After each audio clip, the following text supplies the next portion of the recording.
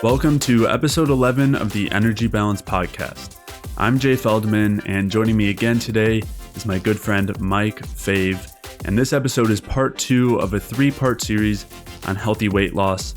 And today we'll be talking about the true cause of weight gain. So in part 1, we discussed why the cause of weight gain is not eating too much or exercising too little. And today we'll talk about what the true cause is and how eating less and exercising too little really doesn't address this underlying cause. We'll also be talking about our personal experiences with eating less and exercising more and how much that advice harmed our health. We'll also be talking about why carbohydrates don't cause weight gain, and we'll also be talking about our hunger signals, basically what disrupts these signals and leads to us overeating, and how this can also lead to the feeling of being physically full after we eat a lot of food or we eat a big meal, but still not actually feeling satisfied. So we'll be going through that, basically what causes these signals not to function properly. To check out the show notes for today's episode, head over to jayfeldmanwellness.com/podcast, where you can check out any of the links to articles or studies or anything else that we reference throughout today's episode. And if you are looking to lose weight in a healthy way, maybe you're struggling with a lot of low energy symptoms like fatigue, or you're weighed down by hunger and cravings, or you're not sleeping well, or you have some gut issues, make sure you head over to jayfeldmanwellness.com/energy and sign up for a free mini course on energy balance, where I'll walk you through the main things you'll want to do to support energy production and the things you'll want to avoid that inhibit energy production. And as we'll talk about today, this is really the key to losing fat in a healthy way. So to sign up for that free energy balance mini course, head over to jayfeldmanwellness.com/energy. And with that, let's get started. So in addition to the calories in, calories out model, there's this idea in kind of the alternative health, paleo, low carb, keto community, carnivore community, that insulin is the main factor in obesity. And so it's called the carb-insulin model, where the idea is that when you eat carbs, they stimulate insulin, and insulin is an anabolic hormone, which means that it leads to creating structure as opposed to breaking it down, which a catabolic effect would break things down. So the idea being that when you eat a lot of carbs, it increases insulin, and that causes things to be stored in the fat tissue. And so because of that, the solution is just not to eat carbs. And I don't want to spend too much time talking about this, but there's a lot of issues with this theory. So one is just that there are very clear studies, like metabolic ward studies, that show that in a high carb diet versus a low carb diet, as far as weight loss goes, the higher carb diet maintains muscle mass better, fat-free mass better, and has higher levels of insulin and has lower amounts of fat burning, yet loses more body fat. And has increased insulin sensitivity. Right. And has increased insulin sensitivity, whereas the high-fat, significantly increased insulin sensitivity compared to a high-fat diet where you were literally insulin insensitive. Exactly, yeah. Which we'll get to as well, because if you're insulin sensitive, then you also don't have that much insulin. You know, it's not this idea that carbs keep going up and insulin keeps going up, because as your insulin sensitivity increases, you have less insulin being produced for the same amount of carbs. So, but yeah, I mean, even before that, in these studies, they've shown that then the higher fat, low carb diet, there's less insulin, there's way more fat oxidation, way more fat burning going on, and yet they don't lose as much body fat, which just, that as a whole, it completely negates the carb insulin theory.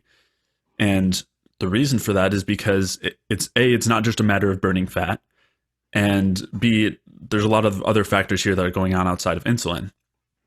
So as far as the fat burning side, what we really need to be looking at is not just the amount of burning of fat, but also the amount of storage of fat. And so the more fat that we're eating and the more fatty acids that are circulating, the more fat that ends up getting stored as well. So we have to look at that as kind of if we wanted to create an equation or something out of that, it's quite literally fat storage versus fat release. And so in these higher fat, lower carb studies, there's more fat oxidation, there's more fat burning, but there's also a lot more fat storage, even though there's less insulin. And that's because, yes, insulin does drive carbohydrates into tissues and amino acids as well, or at least help the cells. You know, it allows the cells to take up carbohydrates and amino acids. But that doesn't mean that it's all going to body fat, because all the tissues in our bodies are using these carbohydrates. So just because you have higher insulin does not mean that you have higher fat storage, because especially if you have higher insulin sensitivity, which happens when you're eating more carbs, then more of your body is using carbs as a fuel source, assuming that everything is, metabolically is functioning properly. And so you don't have anywhere near as much fat storage, or storage of the carbohydrates as fat. Yeah. The other thing that I think is important to talk about is on the lower carbohydrate diets, there's a negative impact on metabolism in general. I mean, and you can see that and it's not necessarily measured directly by the metabolic measures they talk about in studies, where a number of calories consumed and things like that. But you can see it more so in lowered androgen production, and you can see that in a lot of people in the low carb communities. And the other thing you can see in the low carb communities is terrible thyroid function and extremely high cholesterol levels in the blood. And it's not necessarily from eating higher amounts of cholesterol. That's due from a decreased conversion of cholesterol to steroid hormones and things like that, and then an elevated cholesterol production by the liver and things like that. So it's not. There's a lot. Again, there's a lot going on with that, changing the macronutrient ratios and things like that are signals to the body and have different metabolic effects. So and that further proves the point. It further shows the importance of looking at things not purely from calories, but like, okay, here we're showing macros, and then you can go into the different effects of the different types of macros. And then for this theory in general, just from personal experience, we both did a low carb, very high fat diet for a while. We both were doing, well, you were doing more keto than I was. I was eating a lot of protein. But when I went over to a very high carb, very low fat diet, my insulin sensitivity on blood tests was great. My HbA1c was below hemoglobin A1c, which is a measure of glycation of the hemoglobin molecules, and it's used to look at insulin resistance to some extent, or high blood sugar over an extended period of time with diabetics. And even though I was having like 400 or 500 grams of carbs a day on a low fat diet, my hemoglobin A1c was below the reference range. So there's the idea of you just eat more carbs, then you have more insulin, and then all of a sudden you're just going to get that. I don't see that in practice. I haven't seen that in practice. I haven't seen that with other people either. What I can say though is, depending on what carbs you eat and depending on what foods you eat, you can have different effects from those foods, and it's not necessarily the carbs. And I think a lot of where the insulin stuff causes all these issues comes from is in studies where they look at people who have metabolic syndrome and they have elevated insulin levels, and they're insulin resistant and things like that. And I don't think that that's because they're necessarily eating carbs. No, it's not. I mean, I think it's because they have a metabolic issue going on, and some things that can affect, like, for example, things that cause the features of metabolic syndrome include elevated cortisol, elevated endotoxin, and polyunsaturated fats, which all three of those induce insulin resistance. They increase insulin, they increase blood, with the exception of PUFAs, they increase blood lipids. So endotoxin will increase triglycerides and cholesterol, and then cortisol will do the same. So I think it's important to really look at, what is actually inducing the insulin in the insulin resistance. I don't think it's a blatant, it's just carbs. The other thing they like to blame it on is sugar and things like that. When you look at consumptions of sugar over periods of time, like, the consumption hasn't really increased that much. There have been things that have increased, and that includes polyunsaturated fatty acids to an extremely large extent, which directly induce can cause an insulin resistance or damage to the cells in general. So I think it's more important to look at that and just say, and metabolic syndrome has elevated insulin, and carbs increase insulin, so therefore you shouldn't eat carbs. Like, it's just like, it's a very loosely constructed argument. And then obviously the downregulation of receptors that we were talking off air earlier is, like, the theory is ridiculous in and of itself. where it's just you have way too much insulin present, so therefore the cellular insulin receptors become get down regulated. It's like, okay, why would, maybe for a short period of time, maybe for that meal. Right. So we've talked about pretty extensively why insulin resistance is not caused by too many carbs or by too much insulin, and what actually does cause it, which is really inhibited glucose oxidation, which just means that our cells are not effectively converting the carbs we're eating to energy. And that's not because of too much insulin. It's not because of too much carbs. You had mentioned a few of the possibilities that could be causing it, like endotoxin, which is a metabolic toxin produced from our guts, or polyunsaturated fats. We've talked about all those things pretty extensively. So I'm just going to link to the podcast where we've talked about those and articles and things. And there's some studies that we can put in the in the show notes. Yeah. And so that's just, it's helpful just to kind of mention that as far as the whole carb insulin theory, and there's studies dealing specifically with that too. So I'll link to those.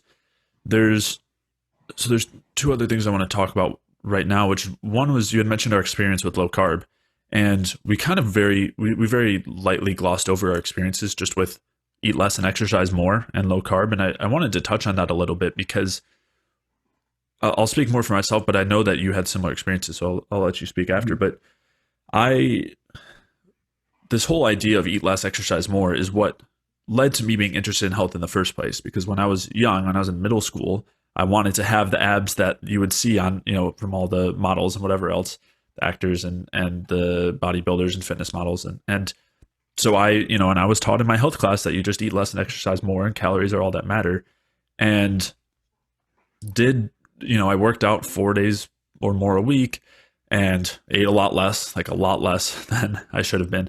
And that really went on for a pretty extended period of time. And I think was definitely damaging to my health. It didn't work. It wasn't successful. And that's part of what's led to where I am today, because it led to me continuing to research and figure out, why wasn't this working? And why was I feeling worse? And, it took a long time before I was eating an amount that I should have been eating for my body weight and age and for my metabolism, and was actually able to raise it up. And just to kind of touch on that, I mean, I remember in high school when I decided that I wanted to put on some muscle. And so I created this diet where I was eating a ton of food to me. It was so much food, and I was really, really full when I was eating all of this. And when I looked at it, it ended up being a 2,000 calorie diet. So you're a teenage male who's over 6 feet. Right. Yeah. And I was also in sports, and so I was very, very much under eating, and that continued for a while after as well. I mean, even as I was older, and when we were on our low carb keto phase, I was pretty lean, and I weighed about the same as what I do now, but I was eating about 2,400 calories a day at that time. And now I eat between 3,500 and 4,200 calories at the exact same weight, basically the same leanness. And so, I mean, that's almost an extra 2,000 calories. It's, an extra 1,500.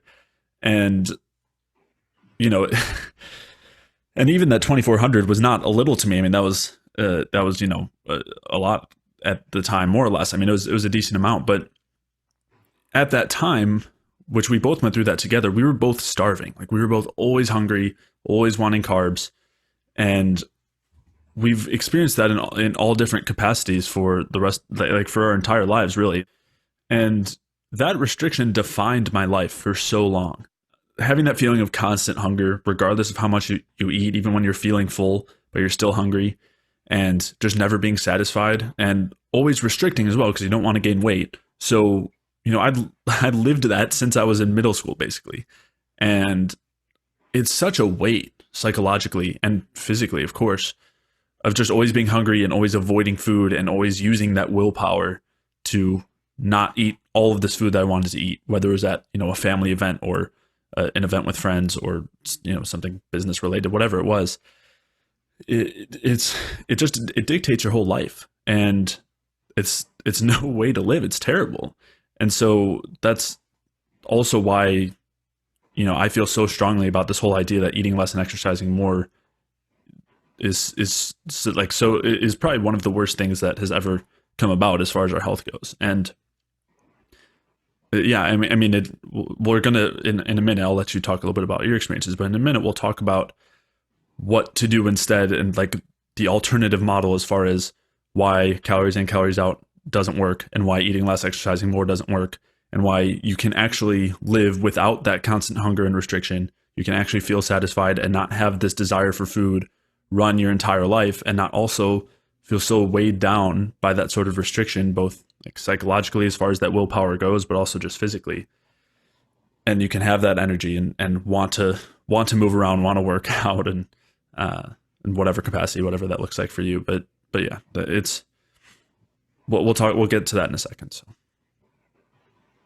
yeah, I mean, my you don't have to talk about your experience if it's not like relevant, but no, it was similar to yours. Just it was like restricting calories for an extended period of time, and then not feeling good after that, and then going on a binge, and basically just be like, all right, I'm just gonna eat whatever I want. And it was all in vain. When I was young doing it, it was vain. It was very vain about how I looked. Like, I looked how I looked, but I was so, I had my abs and everything like that, but didn't want to lose them. I had to make sure I didn't lose them, and I had to make sure I always had enough protein and that I wasn't eating too much carbs with that. And as long as I ate enough protein, I wasn't going to lose my lean mass and all this stuff. And then we went into the whole low carb thing, the whole keto thing. It was essentially, starving for carbs all the time, even though we're eating tons of food, and trying to get workouts in, but saying we're only going to have 1/4 of a cup of rice dry a day, because then it's going to be too much glucose, and it has to be after we worked out, and then we have to do a day of intermittent fasting after to recover from. And it was just like this insane. It was literally like, it's just an insane approach to things. It was almost like a psychosis about it. And I just remember having a lot of like, just being ridiculously hungry for carbohydrate all the time. And I remember you were better at it than me at keeping it, and I would just binge. I remember I would literally it would either be on protein or carbs. So I would have like 300 grams of protein in a day, because I was basically making up for my lack of carbohydrates by eating a ton of protein and converting that protein to carbohydrate through gluconeogenesis. And part of being keto is you're not supposed to eat a certain amount of protein, because that process occurs and then you produce glucose. As far as I remember, I mean, I haven't looked into doing any keto things recently, but yeah, I just remember being so hungry all the time for carbohydrate, literally starving for it, and still eating like 3,000 something calories just worth of fat and meat and vegetables and things like that. So yeah, I definitely. And then I think with this, the biggest thing was all the cravings went away once I started actually eating what my body required. So yeah. And just being a lot of mood issues. I remember a lot of mood issues with not having enough carbs. And so yeah, and just workout performance not being very great. Yeah. Yeah. And this is, again, what so many people live their entire lives doing this. And oftentimes it leads to that yo-yo dieting, the up and down. Yeah. It's so like, yeah, it hurts us to see people doing that, because we've been there, and it's not a comfortable way to live, and it doesn't have to be that way. It can be so much better. So one other thing I want to talk about before we talk about how this all comes down to energy and what we can do to lose weight without stress, without starving ourselves, all of that. So one is this, again, kind of talking about the carb-insulin theory. There's this other theory that that's pretty, has some popularity in the alternative communities, which is that it's either carbs or fat. You can either have one or the other. So you either have to be on a low-fat diet, very low-fat, 10% or less, or you have to be on a very low-carb diet, 10% or less, because of the Randall cycle, or because of some other. Have we tested this before? We've talked a little bit about the Randall cycle, but I just wanted to touch on it again, because both what we talked about before, how there are requirements for both carbs or fat, and when we don't eat enough of either of them, we end up with less than what we need for optimal function, and we have to create that amount through stress. So if you're not eating enough carbs, we end up our bodies have all these adaptive mechanisms to get by on less carbs, and use more fat, use more ketones if we're in that state. And then they'll produce the carbs that we do need through stress. And the same thing happens through fat, where if we're not getting enough fat as structural components of our cells or to produce the protective hormones, then our bodies will produce that fat through, again, stress. And so yes, either of these do result in a lot of weight loss, but it's basically mimicking caloric restriction, where you're doing it through stress, essentially. And it ends up being very similar to the calories in, calories out. And there are certain contexts where each of these are helpful. So low carb can especially be helpful if somebody has gut issues, and low fat can be helpful for somebody who is maybe very insulin resistant. But the vast majority of times, there are better ways to accomplish fixing your gut or fixing that insulin resistance without needing to go through these pathways that also cause a lot of stress. Yeah, you don't have to be so extreme about it. I mean, there's no point in going so extreme in most cases. Well, there's a cost there, and it's not just how extreme it is. It's just that this is simply not optimal, and so it has to go through stress, as opposed to this kind of opposing idea that if you, again, give your body what it needs, nutrients, macronutrients, all sorts of other factors, and take away the things that block energy production, then you don't have that sort of stress isn't required for weight loss. Yeah. Things will adjust back to normal over time. And it does take time. And I think that's important to point out. It does take time to make these changes for people.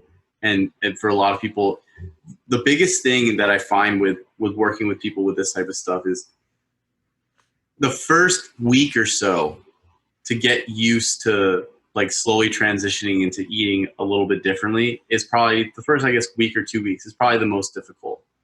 And then once you're in it for a while, it doesn't require necessarily the willpower that is required for the program is to make sure that you're eating enough most times. Is to make sure that you're eating like enough and eating regularly. And besides that, most people that I've worked with or I've talked about or have read some of the stuff that I've posted before on different forums and stuff like that have basically said that, I don't have any cravings anymore. This diet's really easy to maintain. And it's just, the thing is, it's not like we have a diet. It's more like just principles. But I usually lay out the principles and then some people will follow and say, it's very easy to maintain. All my cravings are met. Like it doesn't require a lot of willpower. I'm actually hungry for the foods now that I'm eating, things like that. So the goal is to meet your needs and then have the body adjust and figure itself out going forward, and not put into these extreme circumstances that aren't really necessary for what the ultimate goal is.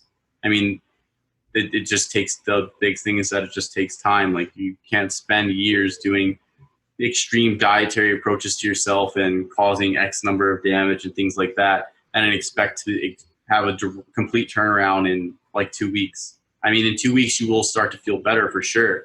But at the same time, like there is a bit of it's going to take a little bit of time to get back on track and to have some of the direct effects to slowly dissipate out from themselves. And so it's just something to keep in mind with this type of stuff. Yeah, well, and that goes along with what we were saying earlier as far as the goal being health as opposed to the goal being weight loss. And, I need to lose 10 pounds in the next 2 weeks or in the month because I have this event coming up, whether, my wedding or something, or just because it's summer soon and I want to look good in a bathing suit, as opposed to just doing things in general to improve our health, which will then lead to being leaner as a whole. But the reason why that happens, the reason why we want this short-term result, we just want this magic pill, is because what we're doing day to day typically is already not giving our bodies what they need. They're already in that stress restriction state. And so like you're not naturally at what is optimal or healthy as far as body fat goes.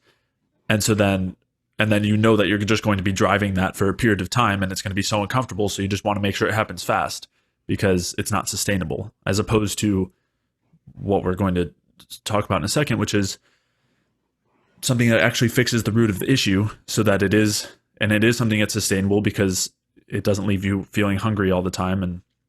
And it improves both your health, but also your leanness and body fat. So So in contrast to all of the, the carb insulin theory and the calories in, calories out, and eat less, exercise more, let's talk about what the actual issue is in obesity and body fat gain, and what that means as far as the solution. And so, as we've talked about throughout the previous podcast episodes, it really comes down to energy. And in the case, I think a really helpful way to depict this or think about this is when we take food in and it's digested and absorbed, we have this substrate, we have this like precursor. So we have this food that is already in our bodies, and there are basically two paths. It's either used as a fuel to produce energy, or it's stored. And then as far as where it's stored, it can be stored for muscle, it can be stored for other structure, or it can be stored as body fat. And the assumption with the calories in, calories out model is that when we're topped off on energy, then the food has to get stored. But in reality, what happens, what the evidence shows, is that when the ability to produce energy from that food is blocked, when that process of the engine running and turning that gasoline to power, so when our cells are not able to use the fuel to produce energy, when that process is blocked, then then that food gets stored as fuel. And so what that actually means is that in this situation of obesity or body weight, or like excess body fat, the issue is actually a lack of energy, because what's happening is you have the ability to convert that food to energy is blocked, so you don't have very much energy available, and then you're storing a lot of the food you take in as body fat. So it's not a lack of availability of fuel. It's a lack of availability of energy. So basically the fuel is the food, but your body is unable to convert that food into energy. Right. And the assumption is that it's supposed to be excess energy. Like they've got all this energy, they're topped off on energy as far as that goes. So they're just storing all this extra food as fat, and they're eating so much extra. But in reality, they're eating so much extra because their bodies don't have enough energy. And that's what dictates our hunger signals. So part of the whole idea behind overeating and needing to use willpower is that, these hunger signals are always going to be there, and they're always going to tell you to eat. So you just have to resist them so you don't eat too much. But in reality, these hunger signals are dictated by our energy, by our cellular energy availability. So when our bodies have enough energy, they stop being hungry. So this is what we talked about earlier, where you can be full physically and you can have eaten a whole meal, but if your body is not converting that food to energy, you're still going to be starving. Like you're still going to have those same hunger signals. You're still going to feel like you want to eat 10 more plates of whatever food you ate, you were eating. And so and along with that is this idea of hyperpalatability, where the foods that we have available now, they just taste so good. And they'll talk about this with the Randall cycle too. And you have to either eat low carb or low fat, because if you eat both, it tastes too good. And so you're going to eat too much. And that's not the case, because those hunger signals are determined by our energy availability. So if you are effectively converting the food that you're eating to energy, then what will happen is that process will be very efficient. So you won't be storing any food as fat, or very little as fat, because it's all going to be used to produce energy. And then when you have the energy you need, your body turns off its hunger signals. Even if it's a really tasty food, they'll turn off those hunger signals and you won't want to eat it, which is such a foreign concept, especially to even talking to younger versions of ourselves, to say that, at any point you wouldn't want to eat that cupcake that's on the table or whatever it is. Yeah. I do think that with a lot of the processed foods, though, they do mix, and it's not just having sugar and fats and stuff together. They do mix a lot of different things together to create a certain taste and flavor and things like that. And It doesn't come with nutrients. And a lot of the stuff that the hyperpalatable foods come with now is a lot of toxins. So when you wind up eating that cupcake that's loaded with corn oil and has a whole bunch of other ingredients besides white flour, sugar, and butter and eggs, you wind up developing number one, nutrient deficiencies, but you also have a lot of metabolic inhibitors there. So do these hyperpalatable processed foods cause weight gain and can lead to obesity and issues? Yes, of course they can. But it's not just because they're very tasty. It's not at all because they're very tasty. They're very tasty, and they have a lot of metabolic inhibitors and a lack of nutrients and things like that are causing problems, not only directly to your body when you ingest them, but also by manipulating like what your bacterial flora is and creating endotoxemia and things like that. So there's a lot of factors in play with those foods. Does that mean you should never have a cupcake? No. Does it mean that if you were to have a cupcake, it'd probably be better if you ate a cupcake made with specific ingredients or things like that? Yes, and in conjunction with having other foods that are also nutrient dense, Right. that have some nutrients. So, and it's not just like the nutrient density becomes important because the nutrients are what allows you or optimizes or assists your body in turning that food into fuel or into energy, turning that fuel of the food into energy. If you don't have some of these nutrients like vitamins and minerals, that process cannot occur, and you develop similar issues. So it's important that your diet isn't only cupcakes and pizza and white bread and things like that. Like there needs to be nutrient dense foods there, because you need these cofactors in order to function properly. Now, can you have some cookies or cupcakes with your meals? Sure, it's not going to kill you. But the issue isn't necessarily the hyperpalatability of them. There's way more to it than that. Right. Yeah. And so that's exactly the point, is that it's not that you need to be eating foods that don't taste too good so you don't eat too much. It's just it's another offshoot of the same idea of all of us being gluttonous and lazy and overeating, and we just need to eat less, when that's not the case. The issue, and this is what you were alluding to, is basically we need to be focusing on the conversion of that food to energy. And if we're doing those things, which we'll talk about some of those factors now, if we're doing the things that support that conversion, then the food that we take in will be converted to energy and used properly. And then if there is extra, or it doesn't even happen when there's extra. It depends on what we're eating, as we were talking about earlier with different macronutrients and the different kind of hormonal profiles that result.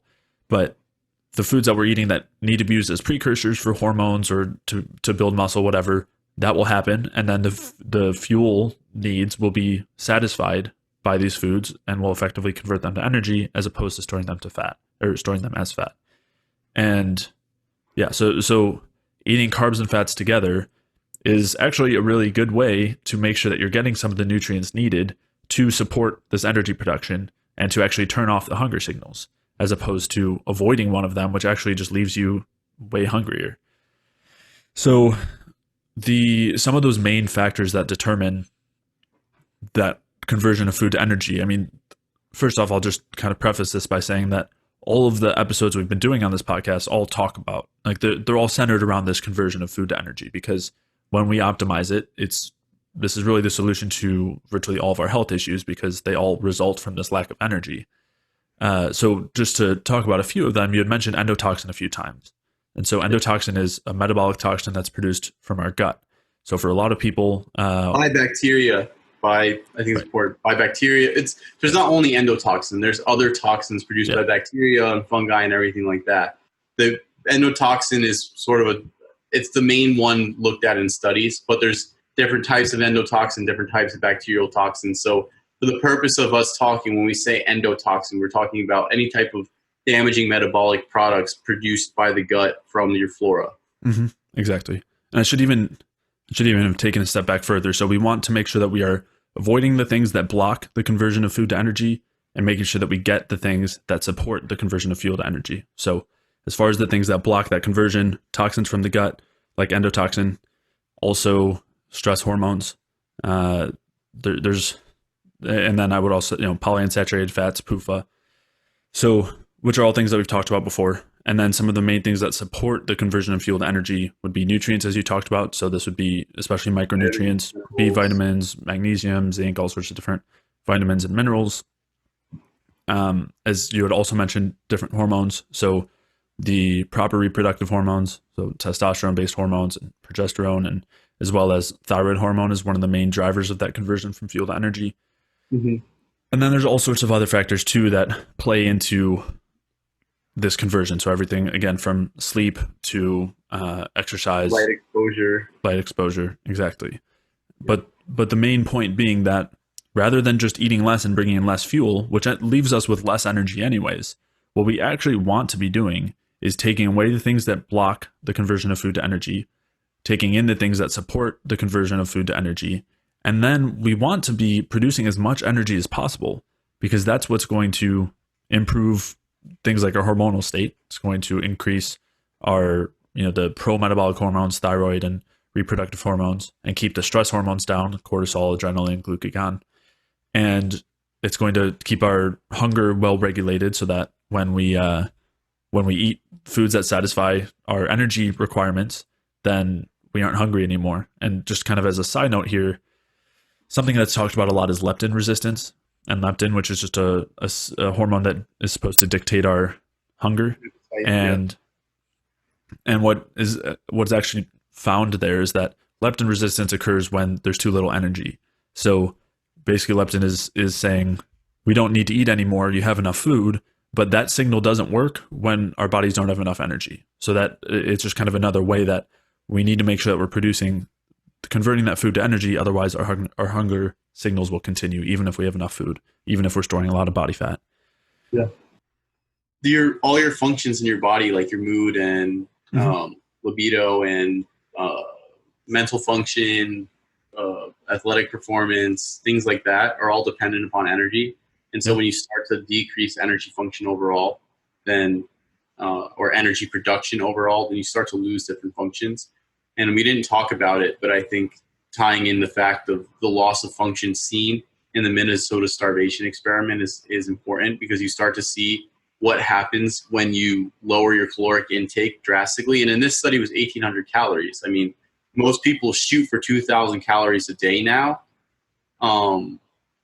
which is sort of insane that, 1,800 calories was considered starvation at this point in time. People had tons and tons of issues. And now the vast majority of the population is supposed to be satisfied with 2,000 calories a day. And I think that's a testament to the current metabolic state of most people. Yeah. And, what's going on metabolically, and the fact that they can get by at 2,000 calories. So I don't think that's a good thing. Right. No, not at all. The whole 2,000 calorie a day diet is based on no evidence, really. And it's an arbitrary number.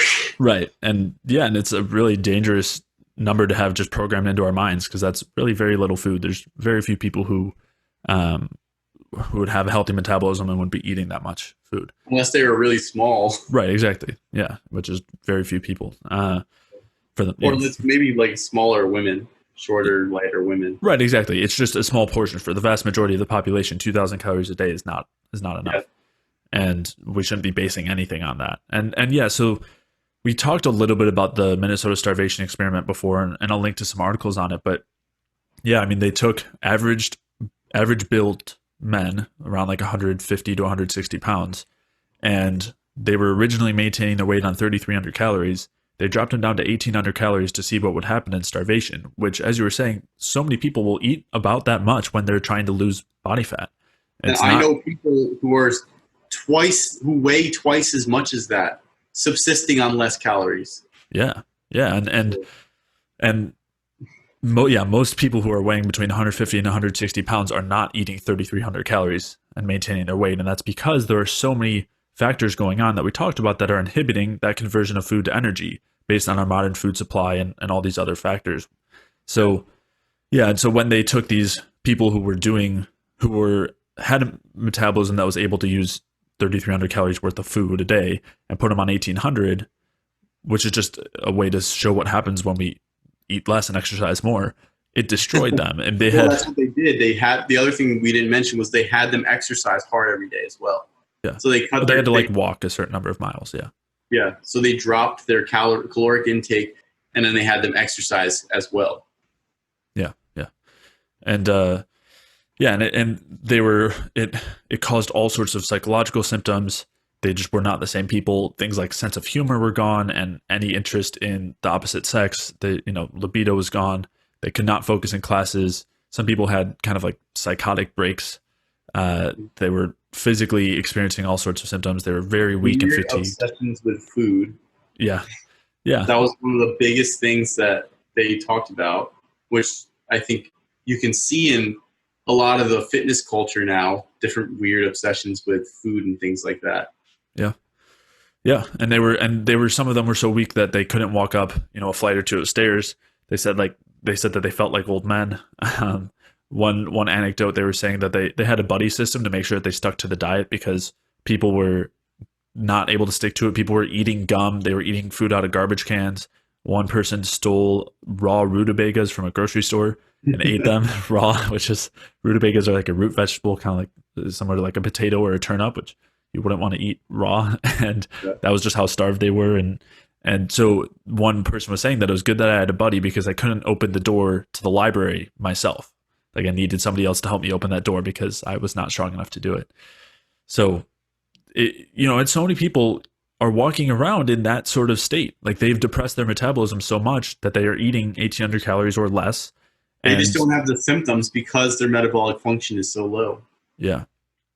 Yeah. And it doesn't have to be the case if you fix the factors, if you address the factors that block that conversion, affect the factors that affect the conversion from food to energy. So you can have greater energy and lose body fat, as opposed to the assumption that if you have more body fat, you will have more energy physiologically, which is not the case.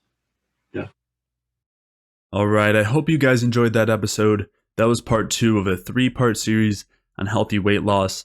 And in part 3, we're going to be talking about exactly what we should be doing as far as nutrition and lifestyle and exercise go in order to lose weight in a healthy way without also experiencing fatigue and low libido and constant hunger and restriction and all of those other low energy symptoms.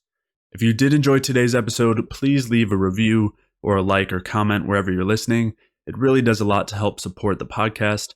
And to check out the show notes for today's podcast, head over to jfeldmanwellness.com/podcast, where you can find the links to any of the articles or studies or anything else that we referenced throughout today's episode. And if you are looking to lose weight in a healthy way, if you are dealing with any of those low energy symptoms that I just mentioned, whether that's fatigue or an inability to sleep well or a lack of libido or constant hunger and restriction, those aren't things that we need to be experiencing in order to lose weight. So if you are dealing with any of those symptoms and you're struggling to lose weight in a healthy way, head over to jfeldmanwellness.com/energy and sign up for a free mini course on energy balance. And I'll walk you through the things that will help to support your energy production and the things that we'll want to avoid that inhibit energy production. And as we talked about today, this is really the key to losing fat in a healthy way. So to sign up for that energy balance mini course, head over to jfeldmanwellness.com/energy, and I'll see you in the next episode.